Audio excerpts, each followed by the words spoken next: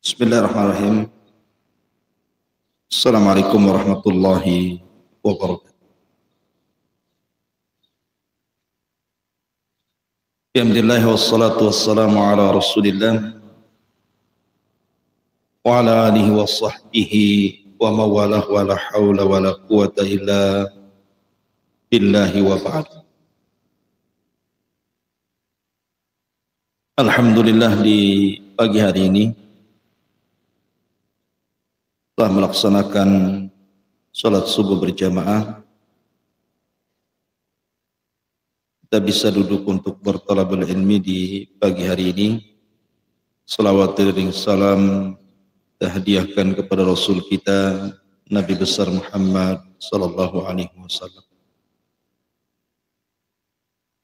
Lanjutkan kajian kita masih membahas tafsir daripada surah Al-Fatihah. Dan kita masuk pada ayat kedua, Ar-Rahman Ar-Rahim. Ma'asyiral muslimin yang dimuliakan Allah Subhanahu wa taala, apa itu Ar-Rahman Ar-Rahim?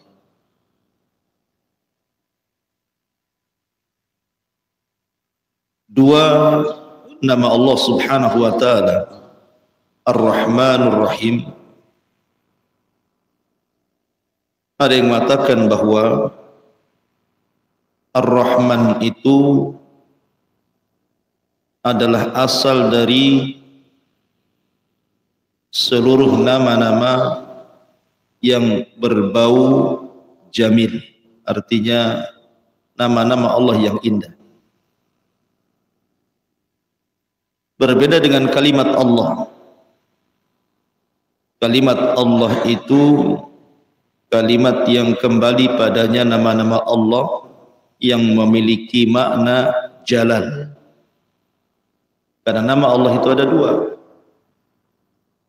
Ada yang terkandung padanya nama jalalun dan ada yang terkandung makna jamalun. Jalal itu artinya kebesaran Allah. Keagungan Allah Subhanahu wa taala disebut Jalal. Allahu Azza wa Jalla. Maka seluruh nama-nama Allah Azza wa Jalla yang terkandung padanya sifat Jalal, keagungan Allah, maka itu kembali kepada nama Allah. Seperti Allah Al-Khaliq, Al-Mutakabbir, Al-Qahir, maka itu kembali kepada zat yang disebut dengan Allah. Tetapi kalau nama-nama jamal, nama-nama indah, Ghafur, Rauf, Rahim, maka itu kembali kepada nama Ar-Rahman. Makanya para ulama tauhid mengatakan asal tauhid rububiyah kembali kepada nama Ar-Rabb. Asal tauhid uluhiyah kembali kepada nama Allah. Dan asal tauhid nama dan sifat kembali kepada Ar-Rahman.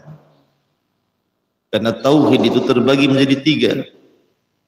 Rububiyah, uluhiyah, nama dan sifat bagi Allah Azza wa Jalla.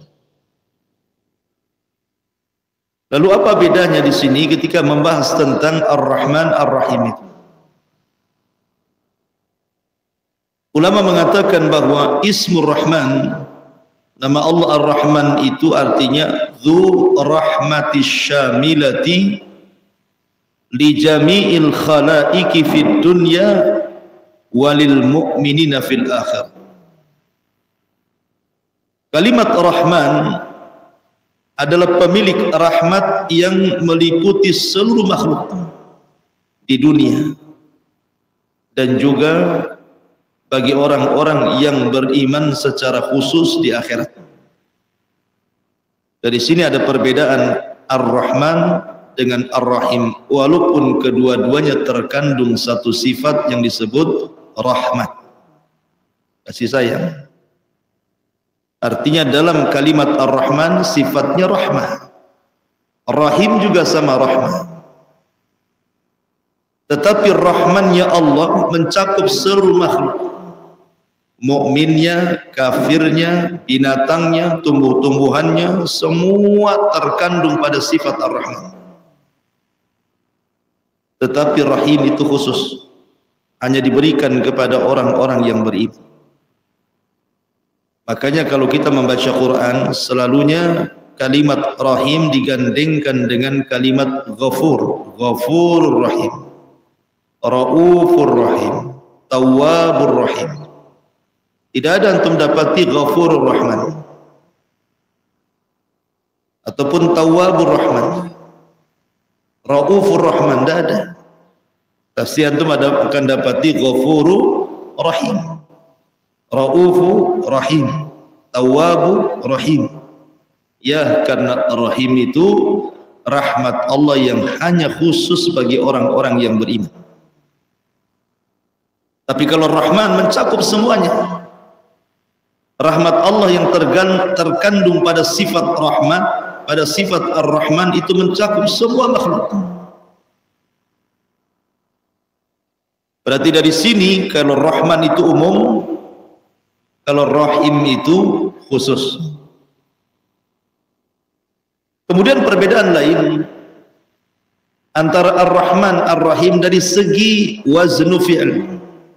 Wazan fi'il. Ar-Rahman diambil dari kata fa'lan. Ar-Rahim diambil dari kata fa'il. Apa bedanya fa'lan dengan fa'il? Kalau fa'lan itu sesuatu yang tidak istimrar, tidak terus menerus, ada akhirnya. Kalau fa'il itu sesuatu yang tidak ada batasnya. Jadi kalau fa'lan itu ada batasnya, kalau fa'il itu tidak ada batasnya. Saya contohkan. Seperti umpamanya atsyan. Atsyan itu artinya haus. Atsyan haus diambil dari wazan fa'lan. Ketika seseorang haus kemudian minum, hilang hausnya. Ataupun na'san. Na'san itu artinya ngantuk. Ketika antum tidur, hilang ngantuknya. Mardhan, sakit. Ketika kemudian antum minum obat sembuh, hilang sakitnya. Apalagi ghadban, marah. Ketika kemudian antum ridha, hilang marahnya. Begitu juga Rahman, ada batasnya. Ketika dunia ini dikiamatkan, maka hilanglah rahmat Allah Azza wa Jalla kepada makhluknya. Tapi kalimat Rahim maka akan terus menerus dan menetap. Contohnya tawil, tinggi. Antum tinggi, tidak mungkin pendek lagi. Qasir, pendek, tidak mungkin tinggi lagi. Maka ketika Allah Subhanahu wa taala disifatkan, diberikan nama dengan kalimat Rahim dan memiliki sifat rahmah, berarti rahimnya Allah tidak terputus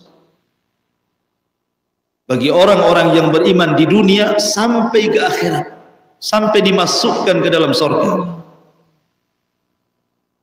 Ini perbedaan Ar-Rahman dengan Rahim, seperti perbedaan atsyan fa'lan dengan fa'il, ala wazni fa'lan ataupun fa'il.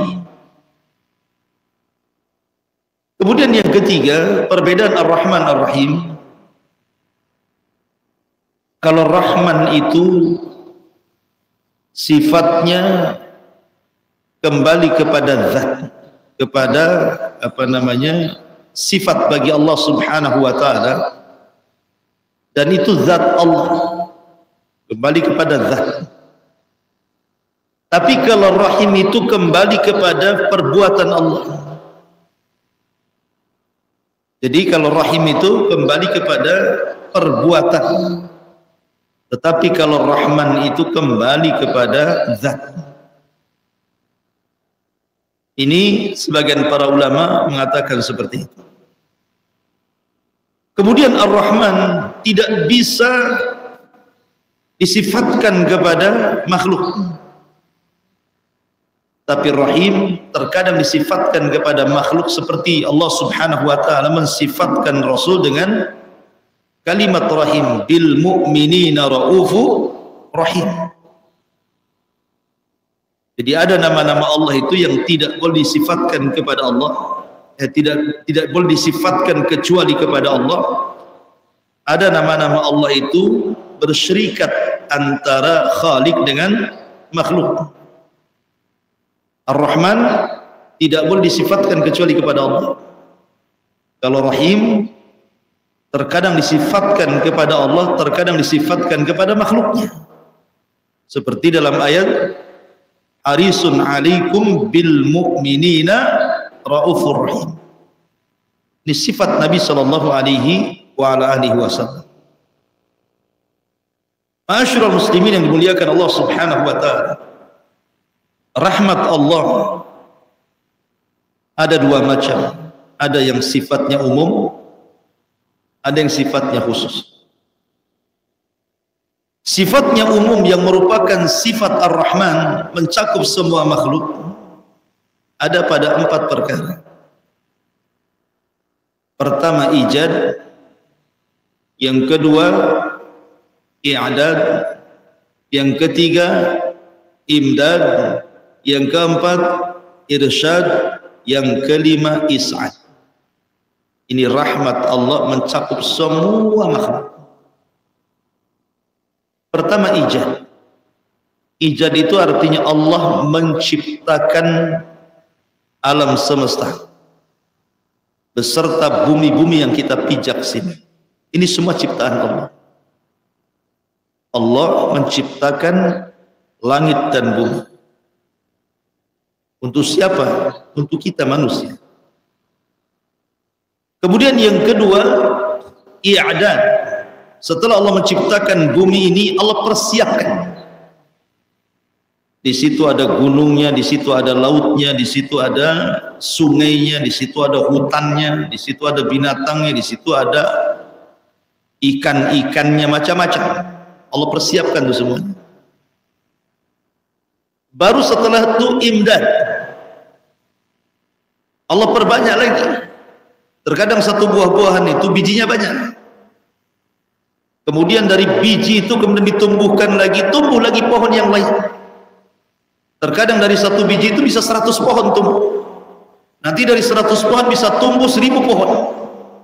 Imdad diperbanyak. Ada tidak mungkin satu pohon mati tidak ada penerusnya. Harus ada penerusnya. Terkadang satu biji itu bisa 1000 tuh, satu buah-buahan itu bisa 1000 bijinya tuh. Kalau itu tumbuh semua menjadi 1000 pohon. Dan dari 1000 pohon muncul ribuan buah-buahan. Itu disebut imdad. Baru setelah itu irsyad. Irsyad itu artinya manusia diarahkan.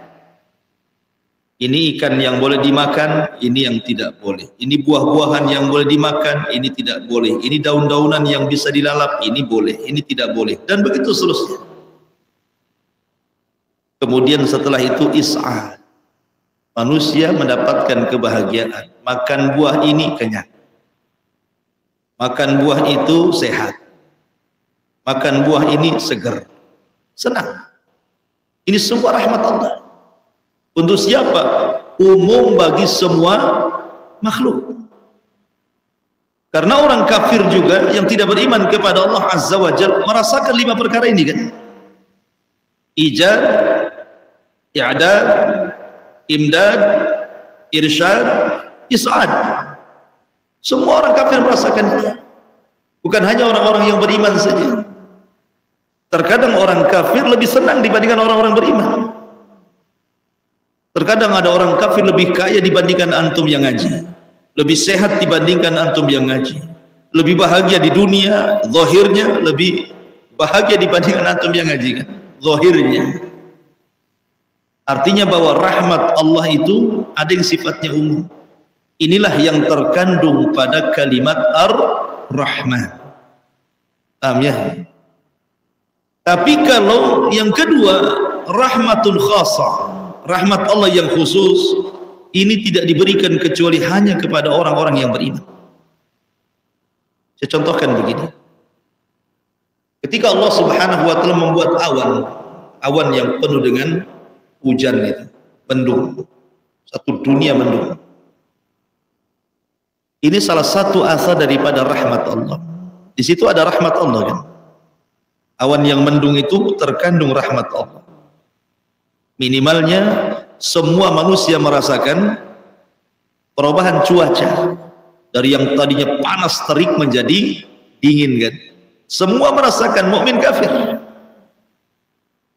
Tapi ketika kemudian hujan, tidak semua daerah terkena hujan. Daerah-daerah tertentu saja.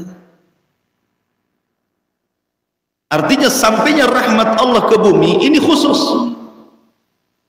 Tetapi mendungnya umum. Semua terkena mendung. Tapi ketika hujan, terkadang hanya beberapa titik saja. Bahkan ada istilah kita hujan lokal. Satu bata mendung, ketika turun hujan, sekupang aja. Nagoya tidak. Kan itu ya. Ini namanya ketika awan itu mendung itu disebut rahmat umum. Tapi ketika turunnya hujan itu disebut rahmat khusus. Analoginya seperti itu. Antum lebih paham. Masyaallah muslimin yang dimuliakan Allah Azza wa Jalla.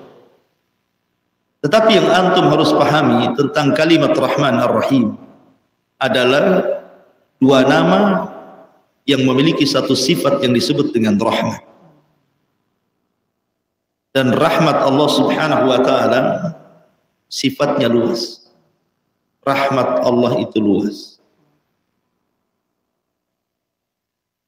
Dan kita bisa melihat bagaimana Allah Subhanahu wa taala merahmati hamba-hambanya.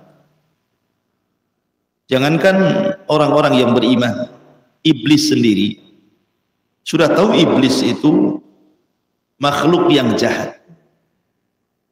Bagaimana tidak jahat?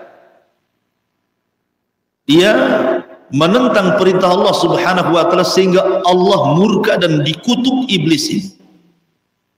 Dikutuknya tidak main-main sampai dikeluarkan dari sorga dan dijauhkan daripada rahmat Allah sampai kiamat.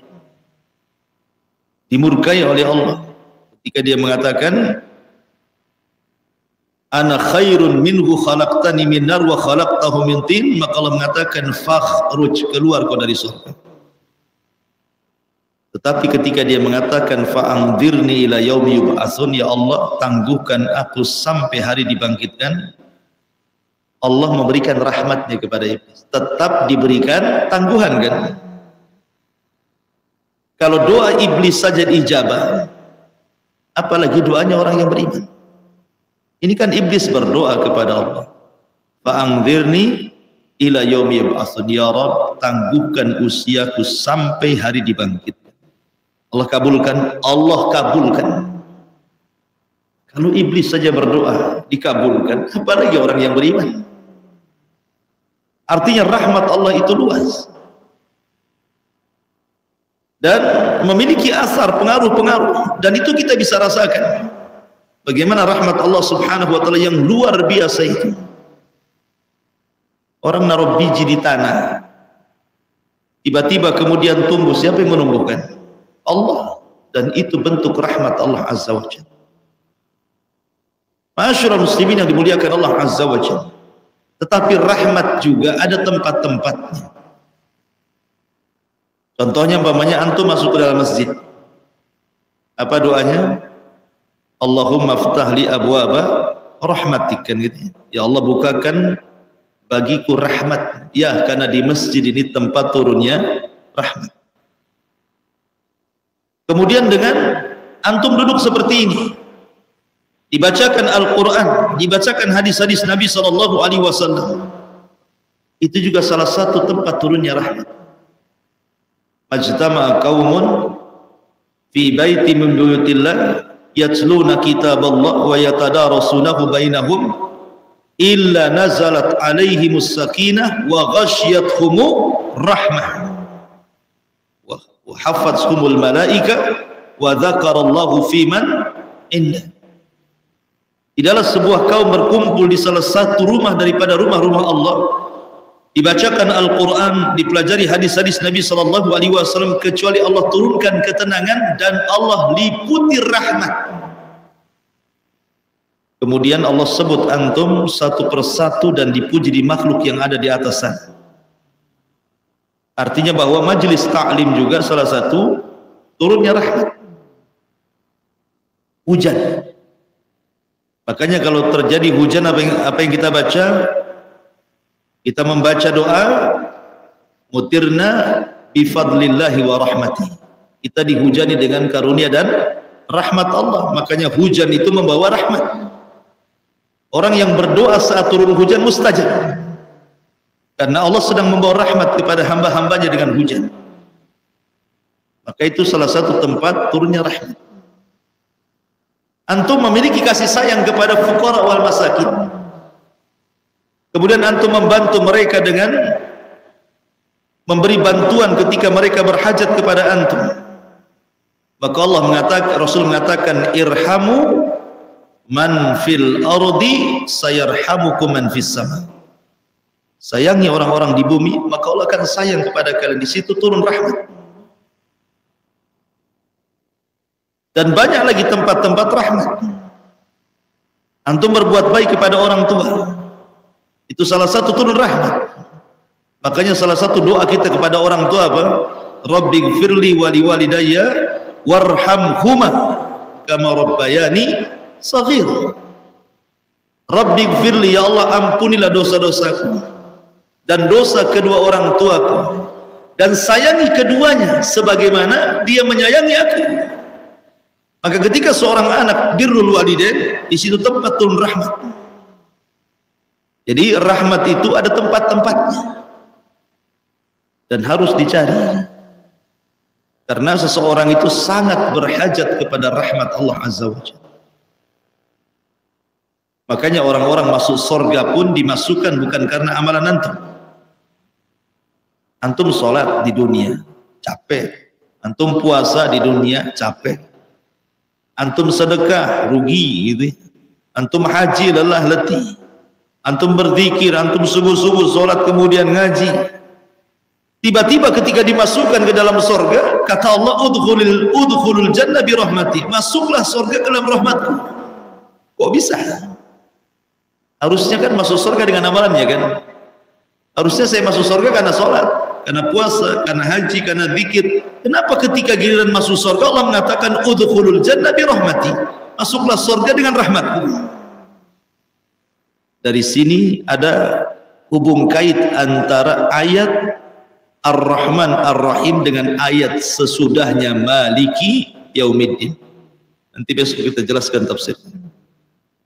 Apa hubung kait Ar-Rahman Ar-Rahim dengan Maliki Yaumiddin?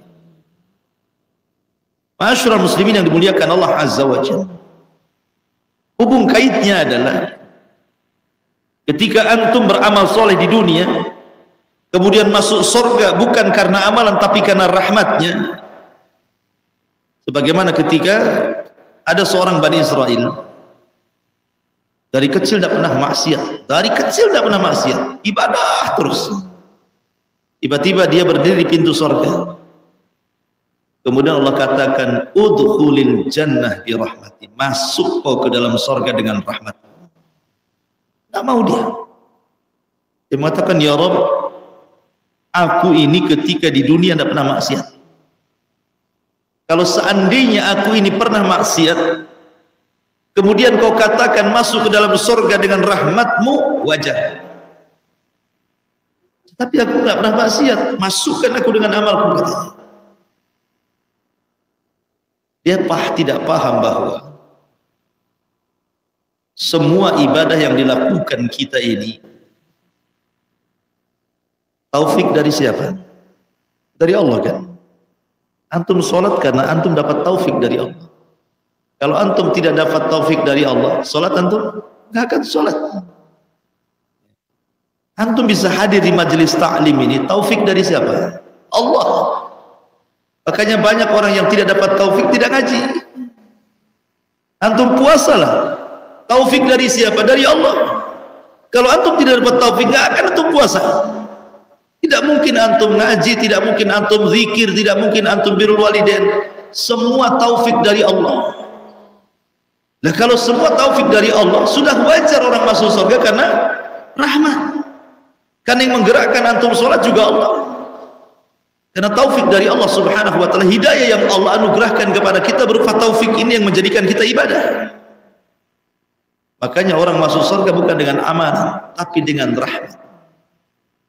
Sebab kalau seandainya orang masuk surga karena amalan, dengan bahasa lain kita membeli surga dengan amalan kita, surga nggak mungkin kebeli.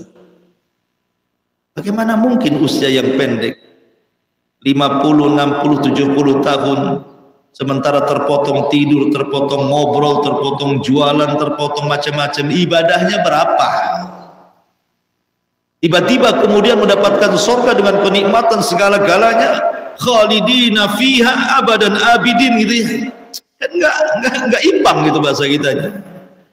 Berarti Allah memasukkan kita itu karena rahmatnya, karena kasih sayang Allah kepada kita.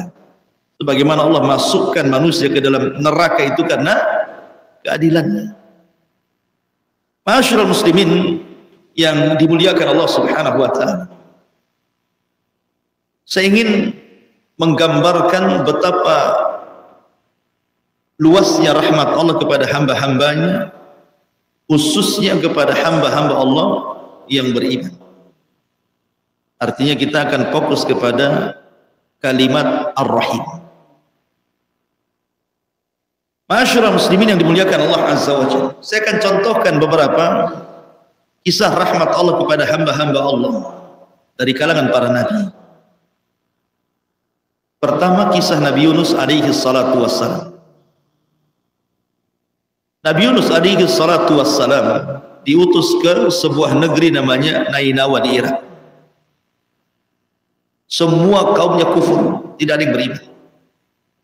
Sehingga Yunus murka, kemudian mengancam kaumnya, kalau kalian tidak beriman, aku akan berdoa kepada Allah sebelum 3 hari akan turun azab kepada kalian. Hari pertama tidak ada tanda-tanda akan terjadi azab. Hari kedua juga sama. Hari ketiga belum muncul juga. Maka Yunus alaihi salatu wassalam meninggalkan kaumnya, padahal belum Allah izinkan. Sebenarnya Nabi Yunus tidak tahu bahwa kaumnya itu ketakutan, sehingga mereka bertobat kepada Allah tanpa sepengetahuan Nabi Yunus. Itu yang menyebabkan azab tidak turun. Tapi Nabi Yunus tidak tahu, dia sudah marah duluan, pergi dia dari Nainawa. Akhirnya dia safar, masuklah dia ke perahu.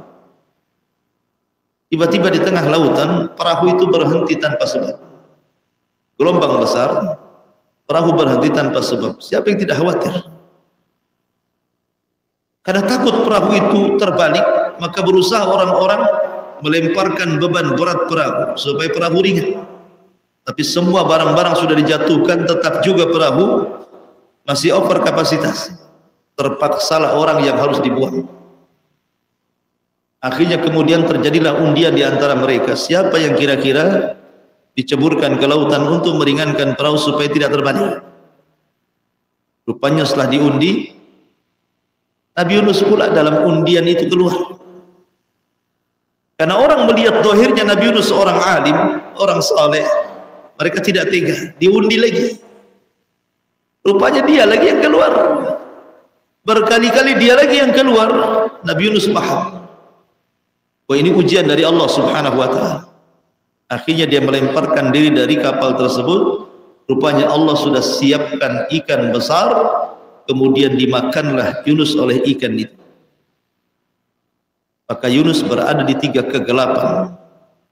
Gelap di perut ikan, gelap di dasar lautan, dan gelap di tengah malam.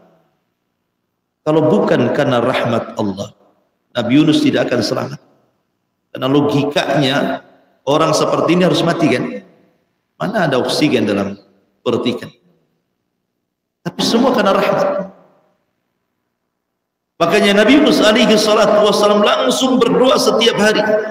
La ilaha illa ant subhanaka inni kuntu minadh dhalimin. La ilaha illa ant subhanaka inni kuntu minadh dhalimin.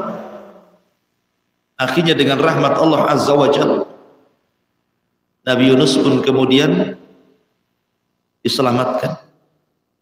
Sehingga Allah subhanahu wa ta'ala mengatakan, kalau bukan karena tasbihnya Yunus, la labisa fi batnil hut ila yaumi yub'ats. Tentu Yunus akan tetap di perut ikan itu sampai hari dibangkitkan. Siapa yang menyelamatkan Nabi Yunus? Allah. Berkat apanya? Rahmat Allah kepada Yunus. Ini pertama. Yang kedua, Nabi Yusuf. Nabi Yusuf alaihi salatu wassalam, Allah subhanahu wa ta'ala selamatkan dari kaid ikhwani, tipu daya saudara-saudaranya. Coba bayangkan Nabi Yusuf alaihi salatu wassalam ketika itu usianya 10 tahun, anak kecil usia 10 tahun belum balik, dimasukkan ke dalam sumur oleh 10 saudaranya. Dan sumur itu Allah sifatkan min ghayabatil jub. Ghayabah itu artinya saking dalamnya sehingga Allah istilahkan dengan kalimat ghayabah. Gak nampak, gelap gitu. Makanya disebut yang tidak tampak itu ghaib. Alam ghaib kan itu. Ghayab. Ghayab itu saking dalamnya, gelap gak nampak. Bukan 10 meter, 12 meter. Saking dalamnya Allah sifatkan ghayabatul jub.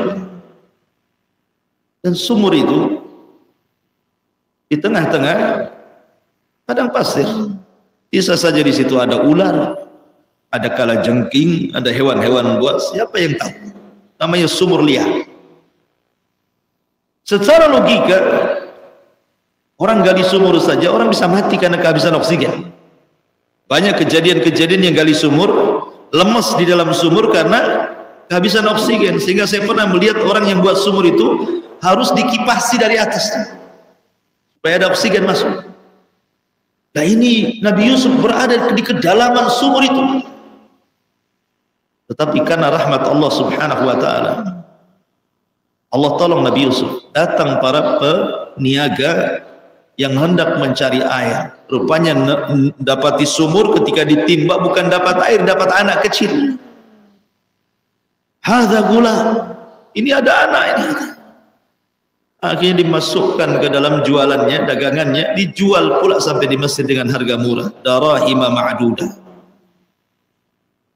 Dan itu bentuk rahmat Allah kepada Yusuf alaihi salatu wassalam, diselamatkan dari dalamnya sumur.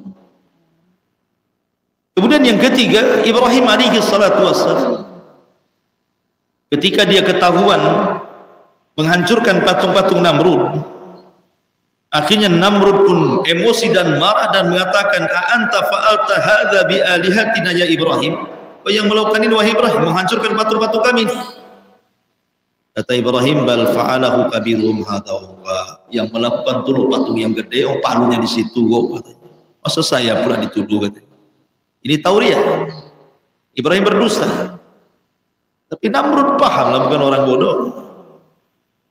Bagaimana patung-patung yang tidak bisa bicara kok katakan dia yang melakukannya, katanya. Dari situ Ibrahim mematahkan hujah bahasanya. Kalau Tuhan itu tidak bisa bicara, macam mana kau minta sesuatu kepada dia? Tapi itu tidak dipahami oleh Namrud. Namrud ketika tidak bisa membantah hujah yang sangat kuat, maka Namrud pun mulai melakukan kekerasan kepada Ibrahim. Ahriku, bakar orang ini. Akhirnya kemudian Namrud mempersiapkan kayu bakar sehingga api menyala tinggi sekali. Ibrahim pun tidak bisa dimasukkan begitu saja, harus pakai manjanik. Itu manjanik itu ketepel. Orang dekat-dekat ini rumah kebakaran, mau dekat-dekat siapa yang bisa? Kadang jarak 100 meter aja masih panas kita ya. Macam mana memasukkan Ibrahim? Kecuali Ibrahimnya diikat dulu baru dibakar. Ini enggak dibakar dulu. Akhirnya bingung gimana masukannya. Terpaksalah dimasukkan pakai ketepel. Ketepel Ibrahim dia taruh di sini, diginikan itu. Dilesatkan ke dalam api.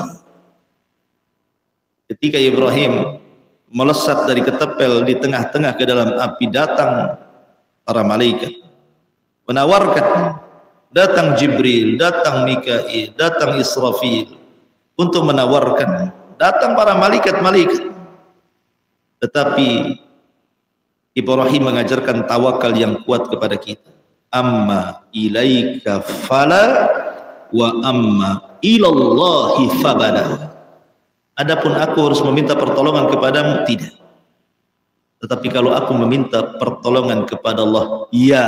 Dari situ dia mengatakan hasbunallah wa ni'mal wakil, ni'mal maula wa ni'man nasir.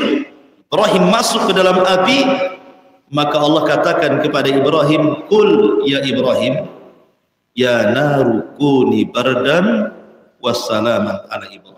Api jadilah dingin, selamatkan Ibrahim. Ibrahim diselamatkan dari api yang secara logika harus terbakar hangus. Itu karena rahmat kasih sayang Allah. Allah berikan rahmat kepada Ibrahim sehingga Ibrahim diselamatkan. Kemudian kisah yang keempat, kisah Nabi Musa. Nabi Musa alaihi salatu wassalam 2 kali hampir dibunuh oleh Fir'aun. Kalau bukan rahmat Allah, Musa tidak akan selamat dari Fir'aun. Pertama ketika Asya bintu Muzahim menemukan kotak di Sungai Nil. Kemudian pas dibuka rupanya bayi. Fir'aun datang dan hampir membunuhnya. Jangan-jangan ini bayi Bani Israel yang dimaksud dalam mimpi. Tapi Asya bintu Muzahim datang dan mengatakan, jangan kau bunuh wahai suamiku. Boleh jadi bayi ini menjadi qurratu ainin li walak, kata. Boleh jadi anak ini nanti kalau besar akan jadi penyejuk mata untukku dan kamu. Kata Fir'aun, tidak, untukmu tidak untukku, kata. Seandainya Fir'aun mengatakan iya, tentu Fir'aun dapat hidayah. Tapi dia mengatakan la qurratu ainin lak walaysa li. Ya, itu boleh jadi penyejuk mata bagimu, tapi tidak untukku. Dari sini Fir'aun tidak jadi membunuh Nabi Musa. Kenapa? Dia melihat istrinya. Karena Fir'aun itu sangat cinta dengan istrinya Asya bintu Muzahim. Kemudian yang kedua, ketika Musa sudah beranjak agak besar, sudah bisa merangkak, digendong sama Fir'aun, ditarik janggutnya, hampir tersungkur loh Fir'aun. Musa ini kuat, pada masih bayi itu, taruh janggutnya, hampir tersungkur Fir'aun itu. Kurang ajar bahasa kita yang gini. Jangan-jangan ini pula bayi-bayi Israel ini. Kok bayi-bayi kok punya tenaga kayak orang dewasa gitu kan? Ketika itu datang Asya bintu Muzahim, jangan kau bunuh. Itu bukan bayi yang kau maksud. Kalau kau tidak percaya, uji dia. Bagaimana caranya? Letakkan api, bara api, arang yang sudah dibakar itu. Kemudian letakkan tamar, kurma. Suruh Musa merangkak, mana yang diambil dia. Kalau dia berakal, pasti dia akan mengambil tamar. Berarti Musa harus dibunuh. Kalau dia mengambil bara api, berarti Musa tidak berakal. Berarti bukan ini yang dimaksud bayinya. Hampir-hampir Musa mengarah ke tamar, dibelokkan sama Jibril, akhirnya mengarah ke jamrah, ke bara api itu. Dimakanlah bara api itu. Namanya anak-anak kan. Menunjukkan Musa tidak berakal. Tapi sebab dia makan bara api, itulah pelatlah lidah Musa, sehingga dia ketika sudah dewasa, dia tidak memiliki kefasihan bicara. Wala yakadu yubin, kata Fir'aun. Oh ini tidak bisa memahamkan, kau tidak fasih. Makanya Musa berdoa, Rabbi israh li sadri wa yassir li amri wahlul uqdatan min lisani yafqahu qawli. Ya Allah, hilangkan felat ini, gagap-gagap ini. Makanya kenapa Musa mengambil Harun untuk menjadi jubirnya, juru bicaranya, dan berdoa agar Harun diangkat juga jadi nabi. Artinya Musa diselamatkan dari pembunuhan Fir'aun 2 kali. Karena apa? Karena rahmat Allah Azza wa Jalla. Kemudian kisah Maryam, dari tuduhan orang-orang. Bagaimana mungkin seorang wanita yang afifah, yang menjaga kehormatannya, tidak pernah keluar dari mihrabnya, tiba-tiba kemudian hamil di usia 15 tahun. Apa kata manusia? Dia putri Imran, orang sucinya Baitul Maqdis, tidak pernah keluar dari mihrabnya, kerjanya hanya sujud, ruku dan zikir. Tiba-tiba hamil. Siapa yang hamil di Maryam? Maka mulailah orang-orang kemudian menuduh Maryam berselingkuh. Jadi jangan-jangan Maryam ada perselingkuhan dengan rahib-rahib di Baitul Maqdis, sehingga kemudian hamil dan melahirkan. Maryam wanita suci dan tidak pernah melakukan perzinahan. Karena ketika Maryam keluar hendak buang hajat, tiba-tiba dihadang oleh malaikat Jibril, basyaran sawiyah, menjelma manusia yang sangat tampan sekali. Sampai Maryam mengatakan a'udzu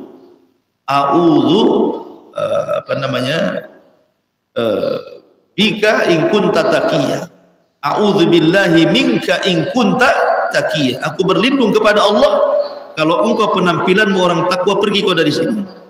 Tapi Jibril mengatakan tidak, aku utusan Allah hendak memasukkan ruh Isa kepada rahim. Ketika Maryam lahir Isa bin Maryam, semua orang menuduh Maryam, membuli Maryam. Tapi Allah dengan rahmatnya memberikan mukjizat kepada bayi Isa bin Maryam. Maryam, kalau kau ditanya itu bayi siapa, jangan dijawab. Isyaratkan saja kepada bayi, biar dia yang jawab gitu. Maryam kan bingung maksudnya apa kan? Karena dia tidak tahu bahwa ini akan bisa bicara. Tapi dia melaksanakan perintah Allah Azza wa Jalla. Setiap ada orang bertanya, Maryam itu bayi siapa? Suruh jawab bayi. Tiba-tiba bayi ini bicara. Inni Abdullah. Saya adalah hamba Allah. Kagetlah bayi kok bilang Abdullah hamba Allah. Wa ja'alani nabiyyan, dan Allah jadikan aku jadi nabi. Katanya kan. Dan terus ngomong sampai akhirnya sebagian orang percaya bahwa Maryam tidak berzina. Atas dasar siapa? Rahmat Allah, kecuali orang Yahudi. Orang Yahudi karena bencinya kepada Nasrani tetap menganggap bahwa Maryam berzina dan anaknya adalah anak zina, maksudnya Isa ibn Maryam. Dan ketika orang-orang kemudian percaya bahwa itu bukan bayinya hasil selingkuhan atau berzina, maka ini siapa yang kemudian orang meyakinkan sampai Isa bicara seperti itu kalau bukan karena rahmat Allah Subhanahu wa ta'ala. Kemudian kisah Ismail ketika hendak disembelih Ibrahim. Bagaimana Ibrahim alaihi salatu wassalam diberikan ujian oleh Allah Azza wa Jalla untuk menyembelih putranya Ismail dengan dasar mimpi. Kemudian Ibrahim mengatakan, ya bunai, inni ara fil manami anni adbahuka fanzur madza tara. Hai anakku, semalam aku bermimpi ku sembelih dirimu, cemana pendapatmu? Kalau seandainya antum bermimpi seperti itu, besoknya diceritakan kepada anak antum, kira-kira jawaban anak antum apa? Bapak aja lah kan, udah tua katanya. Tapi Ismail alaihi salatu wassalam mengatakan, ya abatif al-ma tu'mar satajiduni insyaallahu minas sabirin. Kalau ini perintah Allah, lakukan saja. Tanpa ada keraguan Ismail mengatakan seperti itu. Ketika pisau sudah di tengkuknya sini dan sudah diiris-iris seperti ini, Allah buat tumpul pisau itu. Ada sudah diiris-iris gini, tapi tidak ada satu pun luka. Allah buat tumpul pisaunya, menunjukkan apa? Ibrahim sungguh-sungguh nyembelih. Karena sudah diiris-iris begini kan, berarti kesungguhan. Ketika itulah datang suara dari langit, an saddaqta ru'ya, engkau sudah membenarkan mimpimu wahai Ibrahim. Dari situ Allah katakan, wa fadainahu bidhibhin adhim wa taraknahu lil akhirin. Kami ganti Ismail dengan sembelihan yang besar, maksudnya kambing. Akhirnya Ismail tidak jadi disembelih, maka kambing itulah yang disembelih. diselamatkan Ismail dari penyembelihan itu berkat rahmat dan kasih sayang Allah.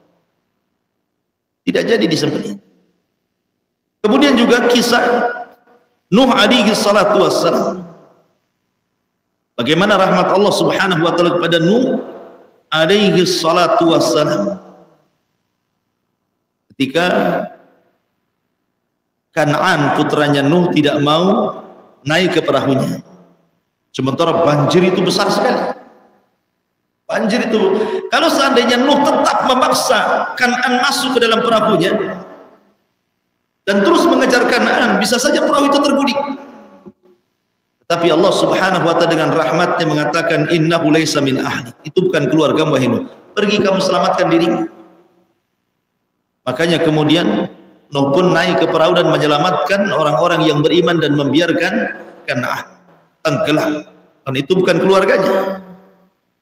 Dan diselamatkan Nuh alaihi salatu wassalam dengan mengatakan innahu laisa min ahlik, dia bukan keluargamu. Ini rahmat siapa kalau bukan Allah Subhanahu wa taala? Ma'asyiral muslimin, ini cerita para nabi.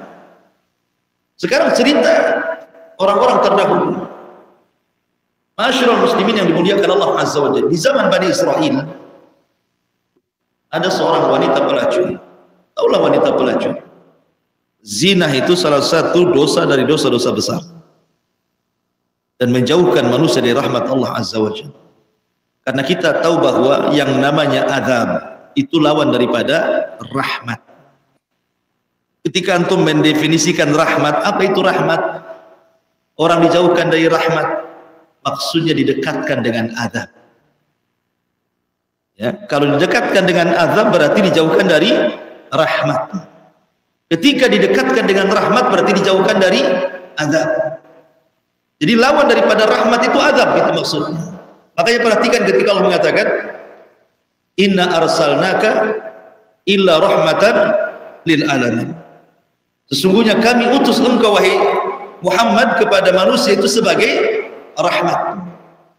Ketika Allah Subhanahu wa taala mengutus Rasul sallallahu alaihi wasallam sebagai rahmat bagi semesta alam, maka umat ini tidak akan pernah diazab seperti azab yang pernah ditimpakan kepada umat-umat sebelumnya.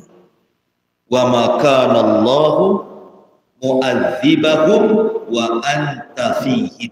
Dan Allah tidak akan mengazab manusia sementara kau ada di situ. Kenapa? Karena adanya Rasul sebagai rahmat, sehingga Allah tidak turunkan azab. Oke, ini ayat ini Allah katakan wa anta fihim, sementara engkau berada di situ. Sekarang Nabi SAW sudah meninggal. Apakah kemudian rahmat itu akan dicabut dan umat akan diazab seperti umat-umat sebelumnya? Tidak. Walaupun Nabi SAW sudah meninggal dunia, rahmat Allah tetap. Kenapa? Karena Nabi SAW wafat meninggalkan penerusnya. Siapa penerus Nabi SAW? Para ulama yang memegang kepada Al-Quran dan Sunnah. Sementara Quran dan Sunnah adalah penerus rahmat Allah. Makanya kenapa Allah mengatakan Ar-Rahman 'allamal Quran. Ar-Rahman 'allamal Quran. Jadi Quran itu membawa rahmat. Sementara ada Quran di bumi, tidak akan turun azab. Maksudnya azab seperti azab-azab umat terdahulu. Sebab kalau Allah memurka kepada sebuah kaum umat dahulu, habis, tak tersisa. Lihat kaum Ad, habis, kaum Samud, habis, kaum Madyan, habis. Semua umat para nabi habis, enggak tersisa satu jiwa pun hidup. Tetapi ketika Rasul diutus, walaupun sudah meninggal, tetap rahmat Allah itu diturunkan dengan adanya Al-Quran dan Sunnah Nabi SAW. Yang ingin saya katakan bahwa rahmat dengan azab itu sesuatu yang kontra. Kalau ada rahmat hilang azab, ketika hilang rahmat datang azab. Masyaallah muslimin yang dimuliakan Allah Azza. Seorang pelacur dekat dengan azab. Karena perzinahan itu dosa besar.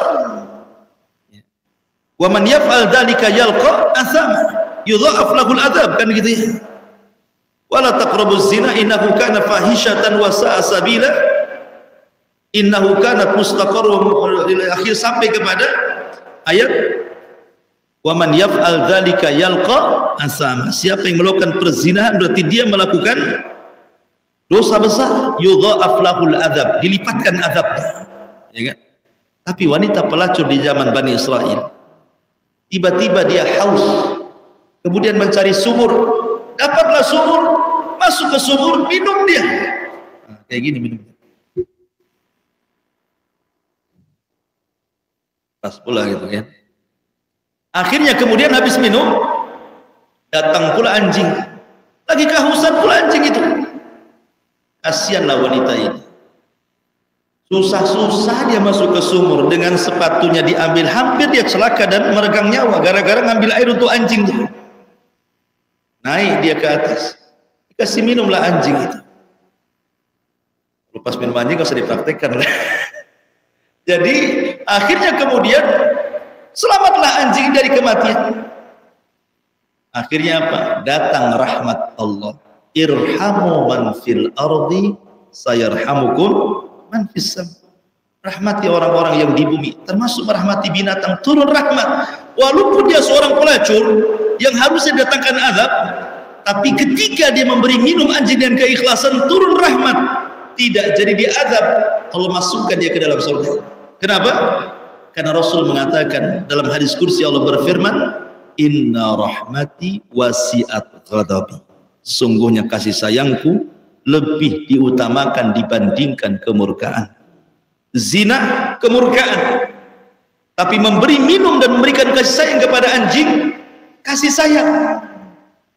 Dan Allah mendahulukan rahmat dibandingkan murka. Masyaallah muslimin. Tapi sebaliknya, orang yang tidak punya rahmat, apa kata Rasul?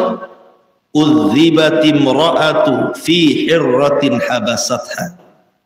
Ada seorang wanita masuk neraka gara-gara seekor kucing, kata Nabi. Kenapa orang ini masuk neraka gara-gara seekor kucing? Karena dia rawat kucing ini, tidak kasih makan, tidak kasih minum, akhirnya dia makan dari hashisal ard, dari binatang-binatang bumi, akhirnya mati kelaparan, mati kehausan. Kata Rasul, udzibatim ra'atu fi hirratin habasatha. Wanita itu diazab gara-gara kucing yang ditahannya sehingga dia mati. Ketika dia tidak punya rahmat kepada binatang, Allah cabut kasih sayangnya, Allah kirim azabnya, masuk ya ke neraka. Ya. Masyaallah muslimin yang dimuliakan Allah Azza wa Jalla. Kemudian kisah yang lain. Dahulu di zaman Bani Israel, ada rajulun asrafa nafsah. Jadi orang ini berbuat dosa terus tak pernah dia mengamalkan amal satupun. Kenapa kita tahu dia tidak pernah mengamalkan amalan satupun?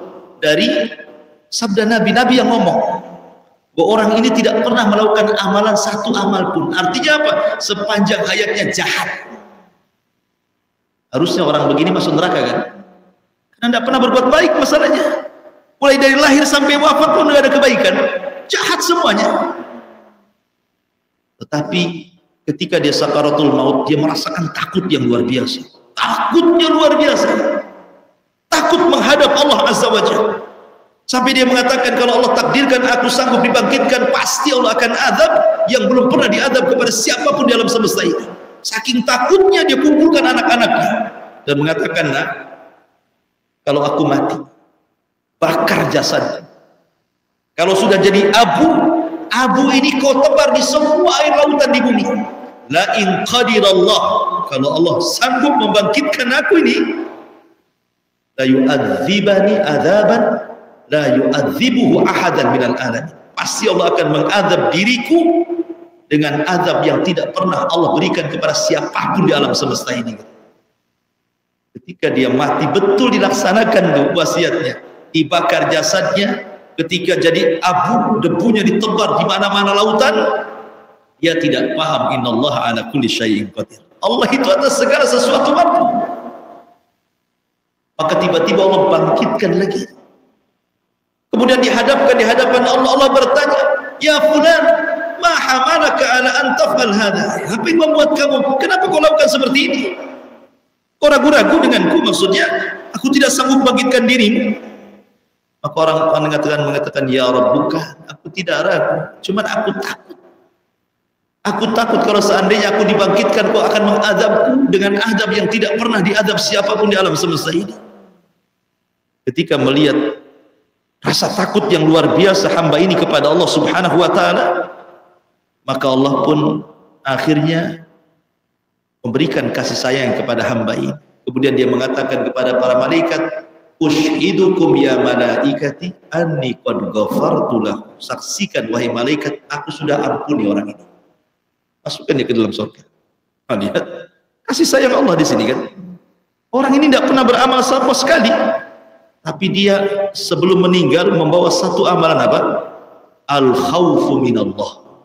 Takut kepada Allah, itu amalan terakhir yang ia bawa. Makanya penting seseorang itu sebelum meninggal minimalnya punya amalan yang ia bawa, setidak-tidaknya adalah husnudzon billah, berbaik sangka kepada Allah Subhanahu wa taala, karena Allah berfirman, ana ma'adhanni abdi bi, aku bersama prasangka hambaku kepadaku. Kalau dia baik, ku baik, kalau dia jahat, ku jahat, kan itu bahasanya. Masyaallah muslimin yang dimuliakan Allah Subhanahu wa taala, dan banyak sekali kisah-kisah tentang rahmat Allah Azza wa Jalla yang tidak mungkin saya kisahkan, juga waktu sudah habis, waktunya syuruk. Mudah-mudahan ada manfaatnya ini yang bisa sampaikan. Subhanallah, hamdika, asyhadu an la ilaha illa anta, astaghfiruka wa atubu ilaik. Allahu taala alam. Assalamualaikum warahmatullahi wabarakatuh.